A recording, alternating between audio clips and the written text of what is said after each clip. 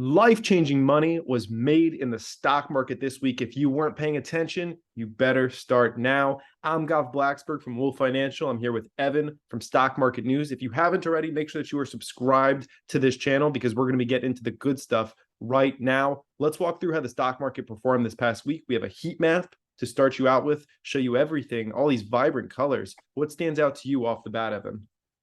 Yeah, you hit it right there. Vibrant colors, which means a lot of big moves, both up and down, mostly up, a lot of big green squares, but there is a lot of red and a lot of really deep red, showing some stocks did move lower this week and move lower largely. But these large cap names led by Tesla up 33% on the week, which is crazy. Had a very big green week. Yeah, it was an awesome week if you were a bull, especially if you were in some big tech calls. Some sectors didn't do so great, like healthcare and some healthcare plans and medical devices, but for the most part, plenty of green sprinkled around. We could take a look at how the largest stocks performed in line with what we just discussed there. A couple of them standing out, really the ones that lean into AI and tech and clean energy. This was a big week for all that stuff. Anything else sticking out to you from here?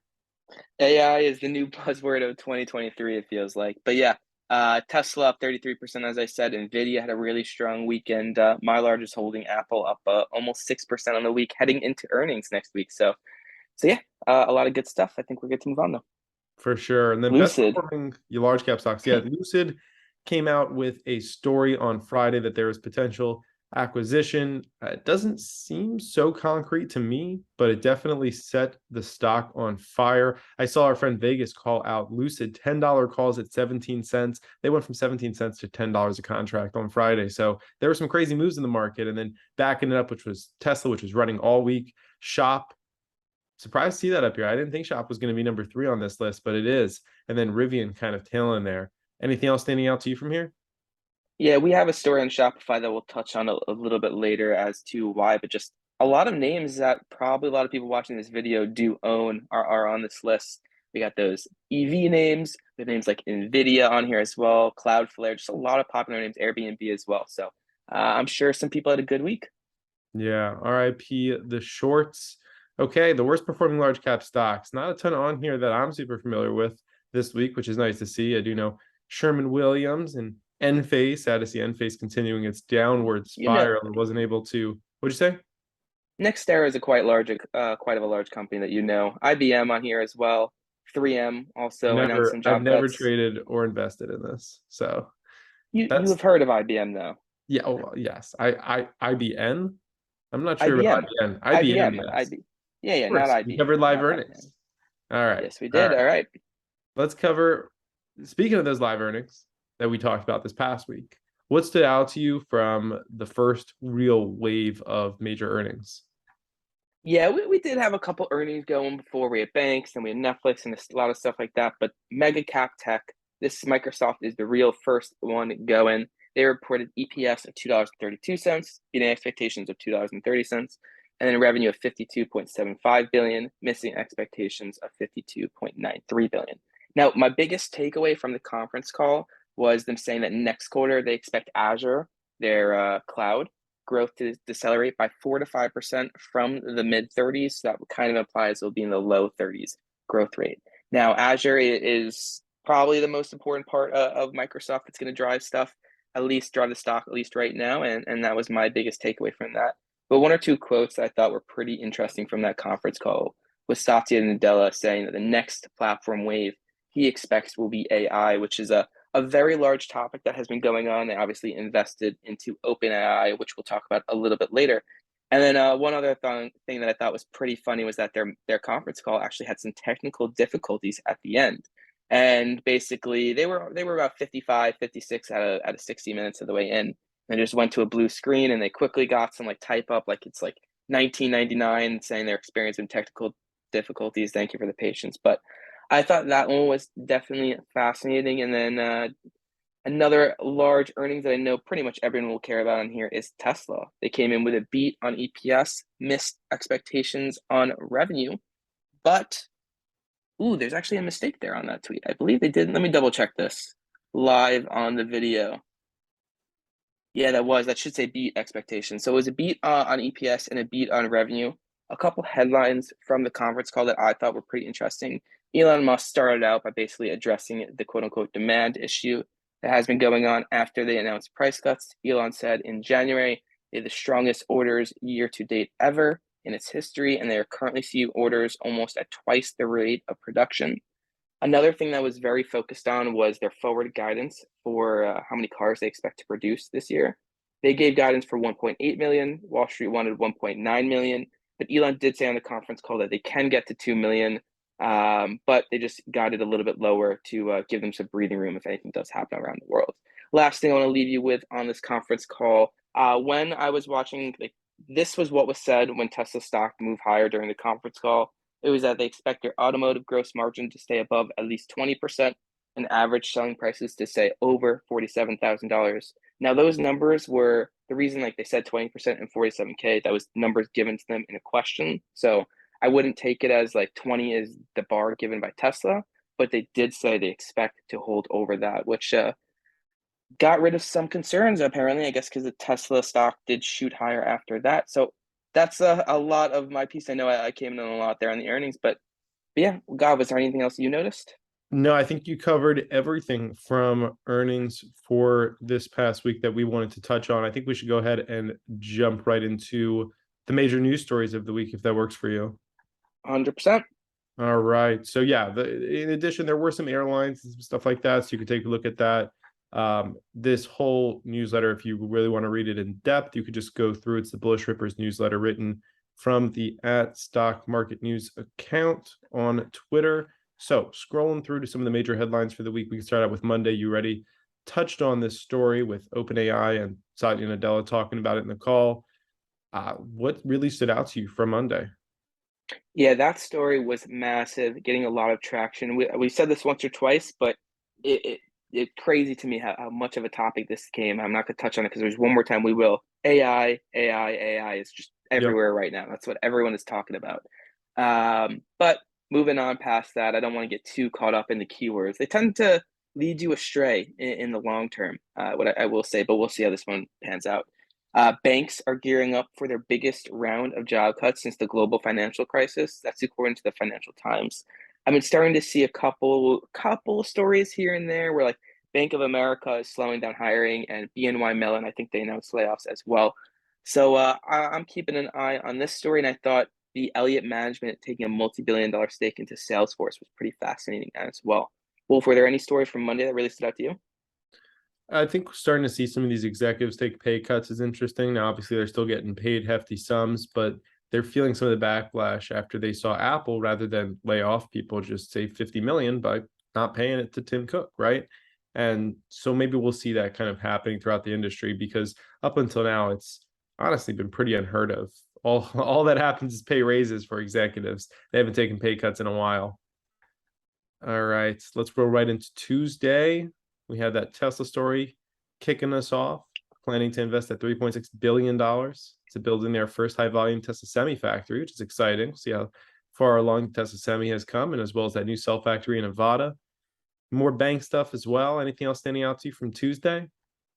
Yeah, so a lot of craziness happened when the market opened on Tuesday, and a lot of New York Stock Exchange listed stocks just were halted. So that led to some craziness. There was a technical issue.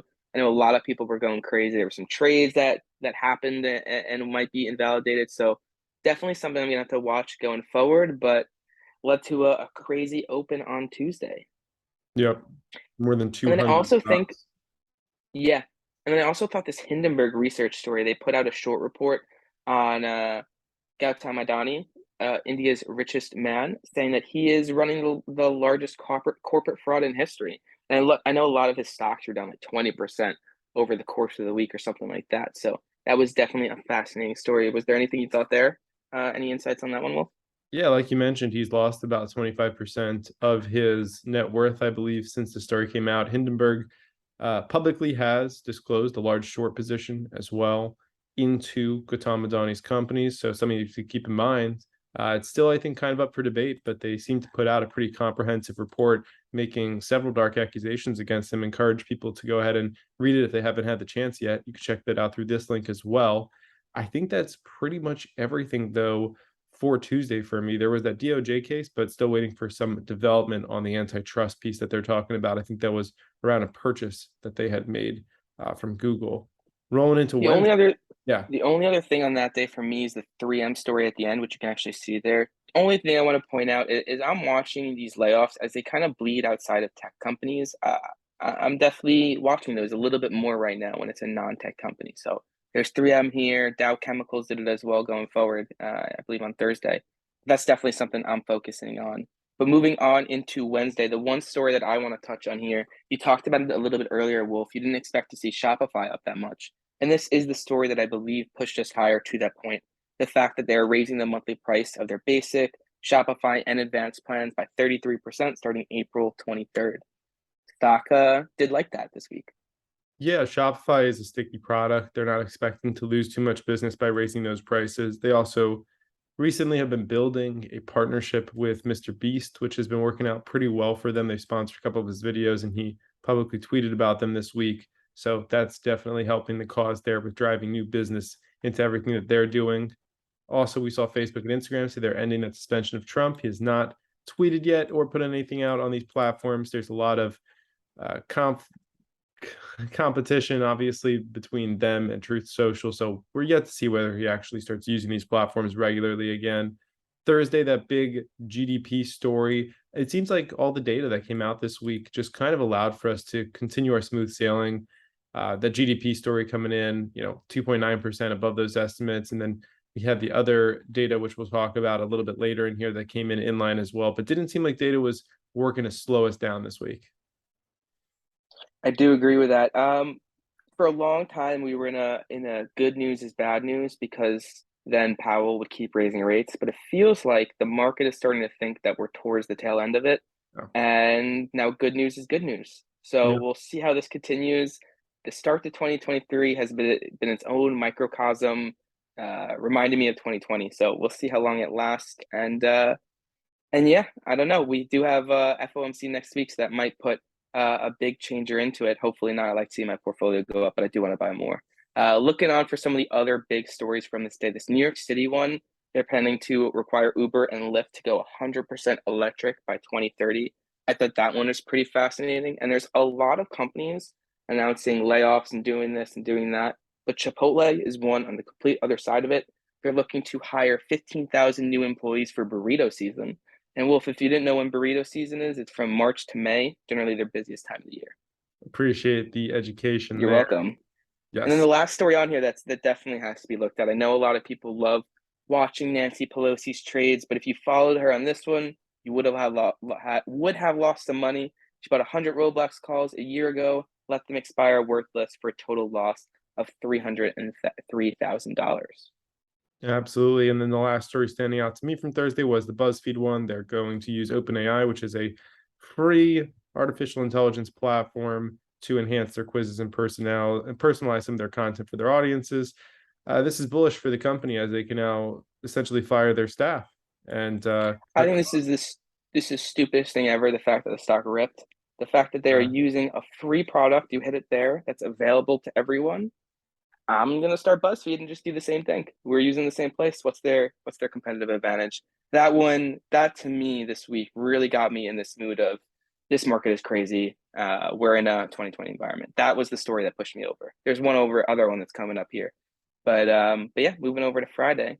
Cathie Wood's ARK Innovation ETF is now on pace for its best month ever. I'm not sure a lot of people expected us to be saying that again. Or yeah, ever. right in line with Tesla.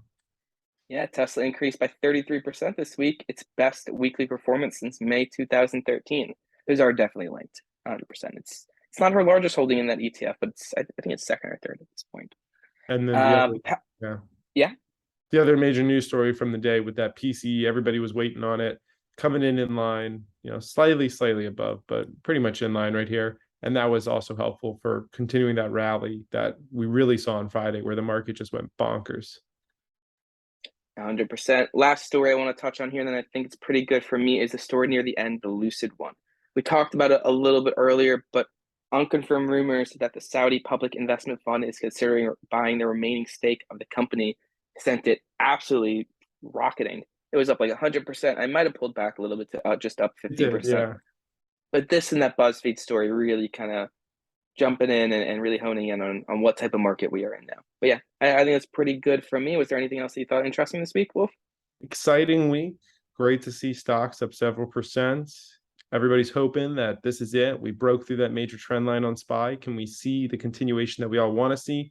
Well, make sure that you tune in for the next video we're putting up, because we're going to cover everything for the week ahead. It's a major earnings week. It's a week that's going to have a lot of data coming out. So make sure that you're subscribed to this channel so that you can go ahead and see that next video. Make sure you're prepared, because if we have another week like this, you're going to want to have all the knowledge and all the data that you can to arm yourself with, so you can take advantage of moves like this. Is there anything else you want to add on, Evan?